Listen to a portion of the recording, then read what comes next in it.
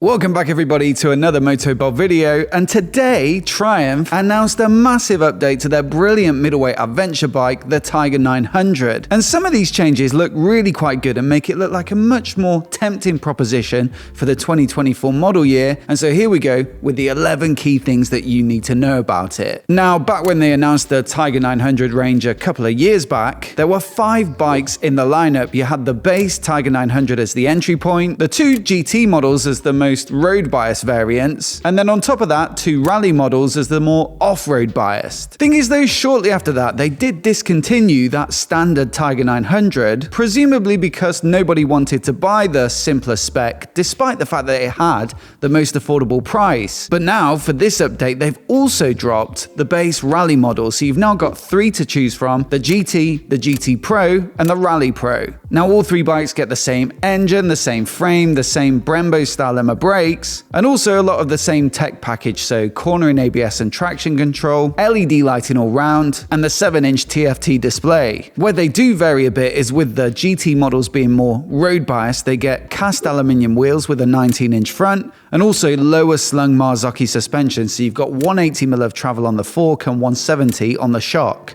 The GT Pro is just a slightly more spec'd up version. It gets an electronically adjustable rear shock, so you can make changes to preload and the rebound damping without having to stop and get tools out, and also bucket loads of accessories, so peripheral lights, heated grips and heated seats, a center stand, a quick shifter, tire pressure monitoring, and also an extra rider configurable riding mode. And so clearly a better choice if you want to do more touring and distance in comfort. The Rally model on the other hand gets Showa suspension, and it's much longer, so 240mm of travel on the fork I believe and 230mm on the shock, and also you've got tubeless spoke wheels with a big 21-incher at the front, so naturally this is a much better choice if you do want to do some kind of off-roading. Thing is, with it being a Pro model, it gets most of the accessories that you get on the GT Pro, and also some engine bars and a sump guard as standard. And so for me, it's a little bit of a surprise that they dropped that base rally model, because if you were genuinely looking to do quite a bit of off-roading, I think you'd go for the lighter, lesser spec'd, slightly more affordable bike, because realistically, if you're doing anything, at least more than moderately challenging, you're going to end up laying it down on a fairly regular basis. Thing is, if you look at the data on how many left.co.uk, which gives you a rough indication perhaps of how many of each model they've sold, there are way more Rally Pros on the road than there are Rallies, by about 10 to 1. And so perhaps that's the reality of middleweight adventure bikes, that the majority of riders do most of their miles on the road. And so you can see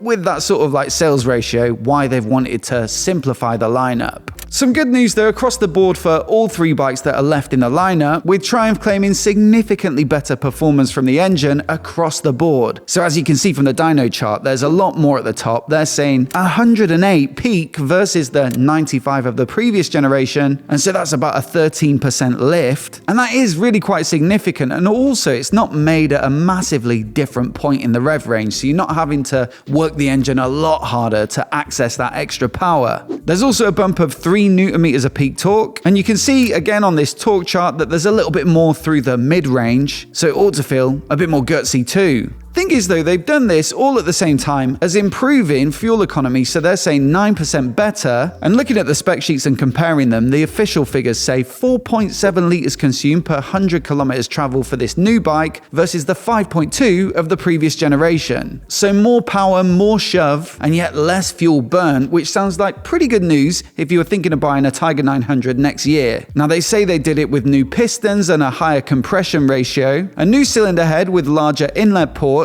new camshafts with higher lift, longer intake trumpets, and also a different design to the exhaust headers so that it's now a little bit freer flowing. It certainly does make the new Tiger 900 look pretty competitive in the mix versus other middleweight adventure bikes, and I know that the spec sheet isn't everything, but I think certainly in the dealer that's going to help them to sell. The only downside I think is that it'll come at the cost of being able to buy them as an A2 compliant bike. For our international audience, A2 is our sort of middle license, and bikes below 94 horsepower can be restricted down to 47 so that anyone with an A2 license can ride them. Not only does that give them the option of riding something with that sort of big bike feel in terms of the chassis, but also it means when they do pass their full license, they can technically get their bike de-restricted without having to buy another bike. Now, was it a coincidence that the previous gen Tiger 900 made exactly 93.9 horsepower? I believe not. I think they probably restricted it so they could also sell it as an A2 bike. But then realistically, how many younger riders that are on a budget are going to be buying a big brand new middleweight adventure bike? I can't really believe that it was a great deal of their business for this bike. And so it's not a big surprise that it's not A2 compatible anymore. And it does open up the question as to whether they'll introduce a Tiger on their 660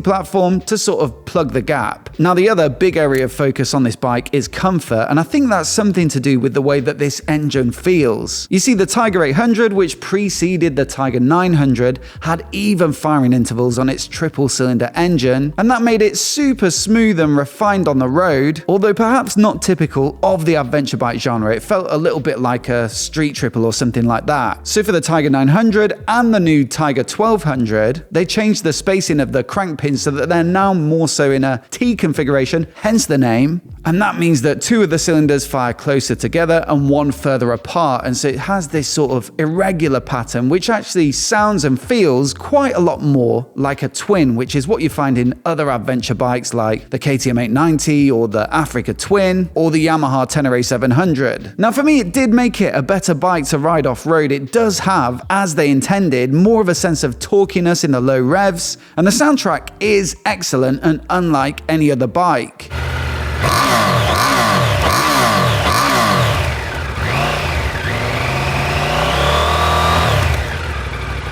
But naturally, as with all things, in terms of motorcycle design, there is a trade-off. And the big one for me is that it's a lot more vibey, especially at sort of motorway speeds, 70 miles an hour. And if you start to go beyond that, then it becomes very noticeable through the bars. That's why for me, I've got a Tiger 800 and I've never really considered upgrading it for the newer model, because mostly what I use it for is going to press events or going and picking press bikes up, which is, a lot of motorway work. And still, I'd say the Tiger 8, for that sort of riding, is the more comfortable bike. Now, I don't think I'm the only person to have noticed this, and I'm sure Triumph have noticed from the reviews and also the customer feedback sessions they do. And so for this new generation, they've now fitted it with rubber-mounted handlebars, I guess to reduce the sensation of those vibes. Now, that might sound a little bit unusual if you're not familiar with it already. It might sound like it's going to make the bars feel wobbly, but actually, you do find it on quite a lot of bikes. Last year, I had the Indian FTR Rally as a long-termer that had quite spongy mounted bars. And also, up until recently, the Multistrada V4 had rubber mounted bars as well. It's only the Grand Tour and the Rally version that they've switched back to rigid mounted. Now, presumably there is a bit of a trade-off in terms of feedback and directness through the bars, but I think given the intended purpose of a bike like this, the fact that you should be able to tour in comfort, I think it's a trade-off that most riders would be willing to make, and certainly I'm looking forward to testing it out, taking it for a ride and seeing if it solves that problem. Now, on top of that, they also say they've moved the handlebar position closer to the rider on the Rally Pro model by 15 millimeters. I believe that probably brings it roughly in line with the GT models, and the aim is to make it feel more comfortable to ride and also more agile. Thing is, though, I'd expect that takes a little bit of off-roadiness out of it. It's probably not going to feel as natural when you're standing on the pegs, but like I said earlier, if you're doing most of your miles on the road, then it probably is a positive change. On top of that, there's a new design to the saddle, so they say it's now flatter with more space to move around. And I wouldn't say it was necessarily a big problem for me on the previous generation, but any improvement is always appreciated. And then you've still got the adjustable seat height, so it can go up or down by 20 millimeters. And so the two GT models are adjustable between 820 and 840 mil, while naturally the Rally Pro is quite a lot taller, and that goes between 860 and 880. There is an accessory to take it down by another 20 mils, so you've got that option if you need it. But clearly, the Rally is still going to be a fairly tall bike. The other thing on the seat front that's worth adding is that they still come with the heated seat on the Pro models, front and rear, so rider and passenger, and they're independently adjustable, and the rider gets their own little control down on the side of the tail section there. So it is a really nice feature to have if you do carry on riding through winter. Now, there's a bunch of really good updates on the technology front, and we'll firstly start with the 7-inch TFT display that's also had a bit of a graphical redesign. Now it was 7 inches on the previous gen, so the size hasn't necessarily changed that much, but the physical form looks much more like the Tiger 1200, so it's got a slightly different surround on it, and the graphics and menus now look exactly the same, I think, as the Tiger 1200. For me, that's a good change because the rev counter was quite hard to read on the previous gen, whereas this sort of round rev counter is a lot more intuitive and quick to scan at a glance. On top of that, you'll also get the Bluetooth connectivity module as standard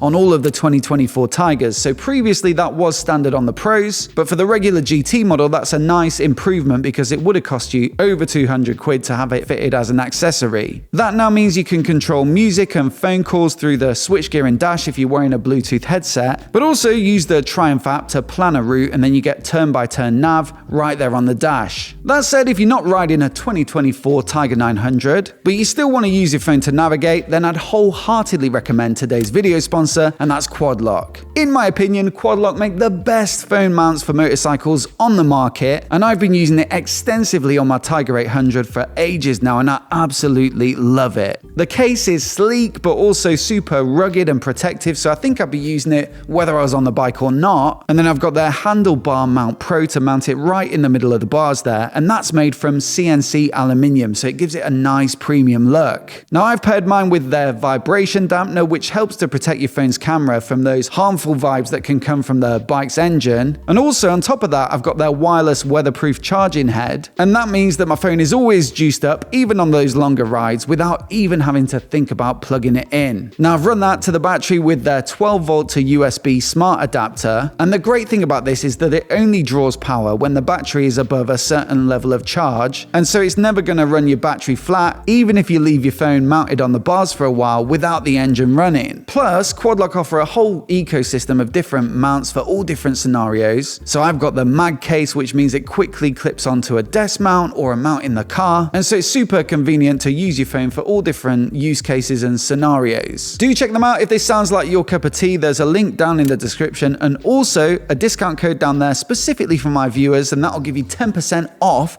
any purchase. So once again, a massive thanks to QuadLock for their support. And with that, back to the Tiger 900. Now, Triumph also announced some neat extra safety features on this new 2024 model, and one of them is a linked braking system, which they say is going to help to reduce stopping distances. So effectively what happens is it gives you a little bit of rear brake pressure when you're using the front brake lever, and I really like the sound of that because it leaves the rear brake independent so that you can use it, you know, off-road, or if you're doing low-speed maneuvers, you might want to drag it a bit, whereas some other link braking systems I've used pair both the front brake lever and the rear brake pedal to both the brakes. They've also fitted an emergency deceleration warning, so that's going to flash the hazards when you're hard on the brakes. And you know, that's a very common accident, is to get rear-ended at a sudden stop. And so anything to reduce the chances of that, obviously that's a very dangerous incident. You know, that's a good thing in my book. Thirdly, on the safety front, they've also got the indicators running at a low level now as position lights sort of constantly. The idea being it makes you more visible to other road users, which of course is going to make you safer. And both these features actually, the emergency brake light feature and these constantly on indicators, you know, you've had those features available on some bikes like Hondas for quite a while now, but I'd like to see it on pretty much all bikes, and it's something I'd rather have than not. Now, styling has also had a little bit of a tweak. There's new bodywork that looks a bit more edgy and modern. I think they've made a really nice job of the sort of frontal area, but also even on the tail section, there's a bit more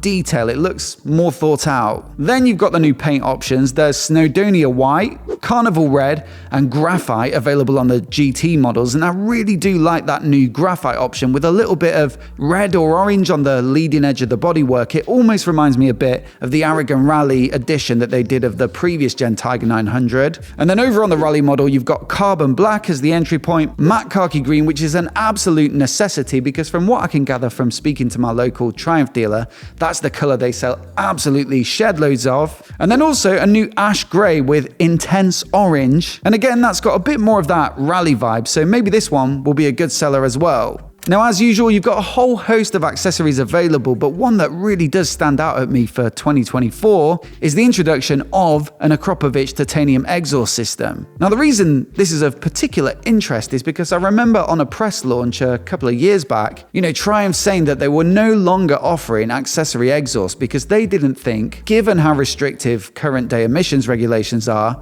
that they could achieve any meaningful performance gains, and so there was no value of them to the customer. But it looks like they're changing direction here. It was a couple of weeks back that they announced they were now partnering with Akropovich to bring in a new line of accessories. Although it is worth pointing out that in the press release, they don't make any claims about performance improvements. They just say that it'll shed a kilogram of weight, and also it gives an even better sound than the standard silencer. As for the price, well, you're looking at $12,195 for the GT, $13,895 for the GT Pro, and $14,495 now for the Rally Pro. So according to my calculations, that's the exact same price for the GT and GT Pro, but the Rally Pro is now £300 up on the previous year model. To me, that seems pretty good for the GTs, given how much extra performance and spec you're getting, and even £300 for the Rally Pro is understandable. Versus the competition, I think they still look like decent value. It's just the off-road bikes that get a little bit more difficult to compare because you no longer have that base rally model. So something like the BMW F900 GS or the KTM 890 Adventure, the starting price looks a lot more tempting for those bikes, a lot more competitive, but then you've got to consider that the Rally Pro comes with absolutely loads of equipment as standard.